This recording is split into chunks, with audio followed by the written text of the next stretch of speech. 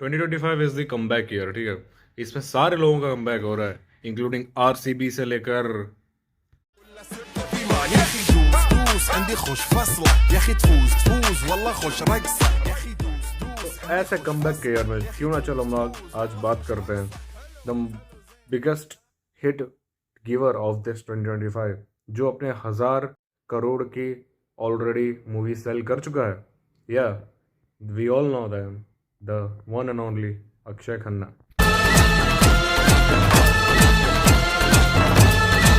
हमारे आंगना दुआरे ऐसा मोहक रूप सजा रे, नीले पीले लाल गुलाबी हो गए नैन कजरा रे।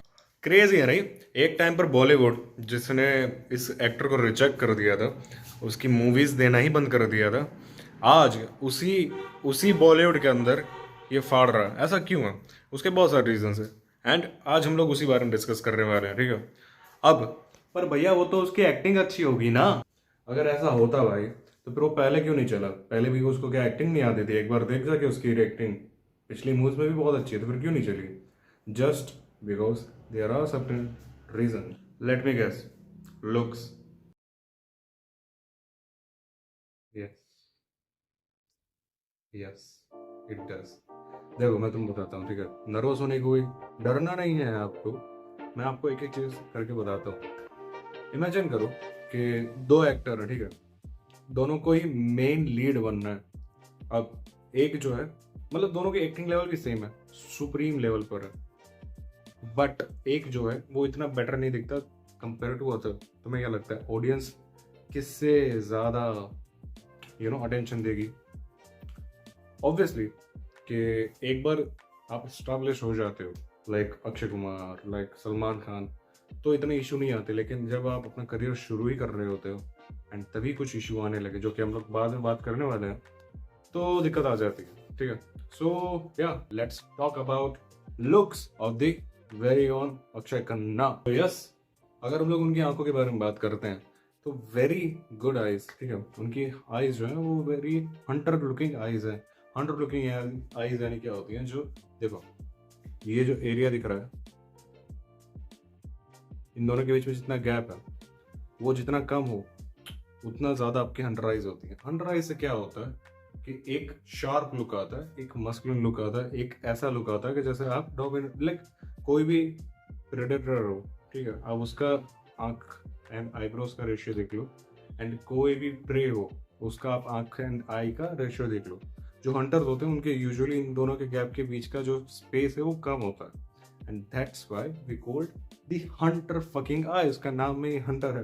क्यों? क्योंकि वो हंटर वाली आईज हैं जो हंट करती हैं। Okay, they look sexy, dangerous things are sexy, ठीक है। फिर सेकंड चीज आती है उनकी jawline. Very very good jawline, ठीक है। मतलब शायद ही मुझे बॉलीवुड में कोई ऐसा एक्टर याद है जिनके पास इतनी मस्कुलिन जॉ लाइन है, एंड या that's very good advantage they have. Even उनके फादर की जो है जॉ लाइन, वो उन्होंने सीधा रिटेन की है, ठीक है। और उनके फादर की भी जॉ लाइन बहुत मस्त थी, बहुत प्यारी थी, बहुत ही मस्कुलिन थी। फिर आती है बात लिप्स की। अब देखो बाकी सारी चीज़ें तो ठीक है, बट लिप्स जो है वो कह सकते हैं एवरेज पर रख सकता है। एवरेज या थोड़े से हल्के से कम, क्योंकि थोड़े से देखो लिप्स फुलर नहीं होने चाहिए, ज़्यादा फुलर नहीं होने चाहिए, वो ज़्यादा अच्छी लड़कियों पे लगते हैं, ठीक है। बट जो उनके लिप्स हैं उनका साइज थोड़ा सा कम है, एवरेज से भी थोड़ा सा कम है, जिसकी वजह से वो एक बेबी टाइप का फील आता है, कि इमेच्योर टाइप का फील आता है, ठीक है। फिर आता है द हेड, उनका सर, उनका जो स्कल है वो कंपैरेटिवली उनके चेहरे से ज्यादा बड़ा है। इसलिए तुमने ये वायरल लड़का भी देखा होगा कहीं ना कहीं। से ढूंढता हूँ मैं हर कहीं, जो कभी मिली मुझे है नहीं, मुझे जिसके प्यार पर हो यकीन वो लड़की है। वो तुम देखोगे ना तो ऊपर की तरफ ज्यादा बड़ा है, ठीक है। उनके नीचे के प्रोपोर्शन से उनका जो ऊपर का प्रोपोर्शन है वो काफी ज्यादा बड़ा है। मेरा जैसा है, मैं एवरेज लुकिंग आया हूँ, ठीक है, तो मेरा ऐसे है, ठीक है, ना ज्यादा बड़ा ना ज्यादा छोटा। तुम्हारा अगर तुम देखोगे तुम्हारा भी या थोड़ा सा ज़्यादा या थोड़ा सा कम होगा, ऐसा ही कुछ होगा।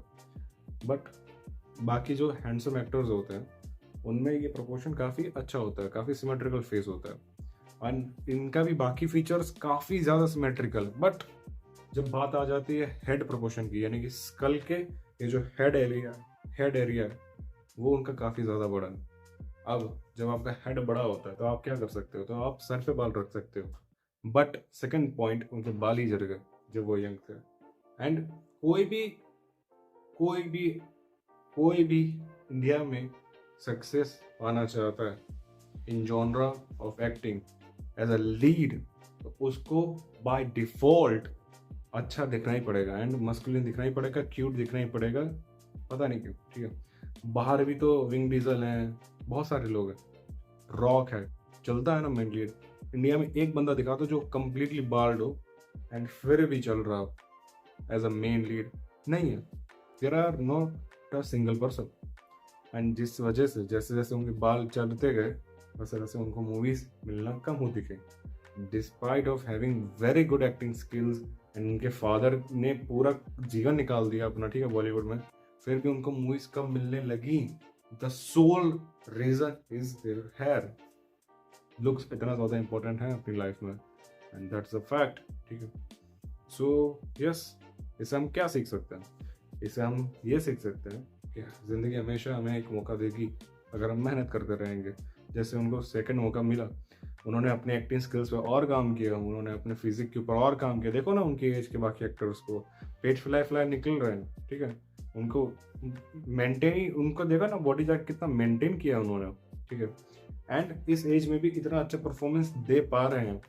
प्लस क्योंकि विग्स और हेयर ट्रांसप्लांट और वो जो क्या कहते हैं सिस्टम, वो वाला नहीं, विग वाला सिस्टम का डेवलपमेंट जैसे जैसे आगे बढ़ रहा है, ठीक है, कॉस्मेटिक्स जैसे जैसे सिस्टम आगे बढ़ रहा है, वैसे वैसे इन सारी चीज़ों का इम्पोर्टेंस कम होता जा रहा है बॉलीवुड में एंड बाकी हर जगह इंडस्ट्रीज़ में, क्योंकि इनको आराम से आप अपनी ज़रूरत के हिसाब से मॉडिफाई करवा सकते हो। सो यस, जिस वजह से आज वही टैलेंट जो बरसों पहले बॉलीवुड ने अच्छे से दबा दिया था, गाड़ दिया था, रेस्ट इन पीस कर दिया था, वही आज उस बॉलीवुड को रेस्ट इन पीस होने से बचा रहा है। एंड या वर्क हार्ड ब्रो, आज नहीं तो कल जीतोगे ज़रूर। Thanks for watching.